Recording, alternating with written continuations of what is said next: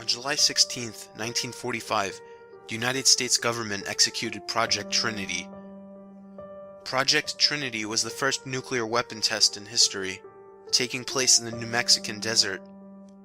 The military, specifically the Army, was in charge of conducting this weapons test and ensuring they found a completely secluded location to do so, a place with virtually no inhabitants. What the Army failed to do was to completely check each and every cave and ravine in the desolate wasteland, but we'll come back to that soon enough. Let me tell you a different story in order to set the proper mood. This is the story of what happens when things don't go according to plan. There are certain times in history when a baby is born different than the rest.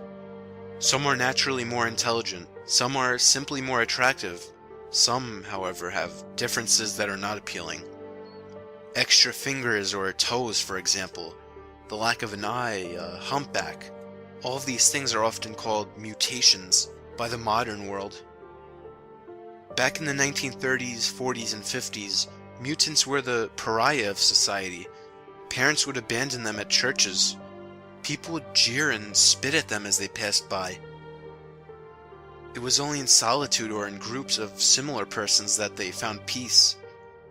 Communes began springing up in different parts of the country.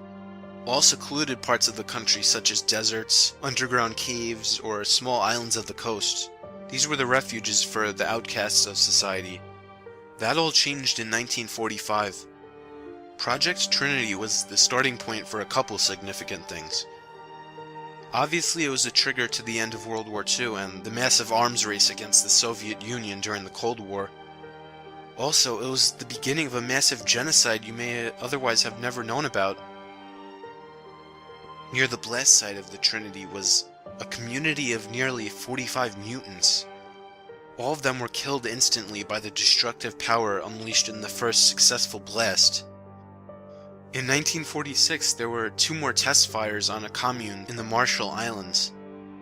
In 1951, another blast in the Pacific region caused severe radiation sickness and death to another large group of mutants. 1952, Operation Ivy Mike killed over 150 mutants on another small Pacific island. The final documented test destination took place on March 1st, 1954. This blast, codenamed Castle Bravo, was the most detrimental of all. After discovering that many mutants had moved back to the Marshall Islands, the government decided it was time to make their point finalized. They detonated a 15-megaton bomb in a shallow water just off the island shore. Radioactive water vapor and bits of metal entered the atmosphere around the island and fell back onto its shores. The death toll was nearly 220 mutants. Men, women, and children all suffered from radiation sickness. Many developed cancer and spent the rest of their short lives in pain. The lucky ones were killed by falling bits of metal from the sky.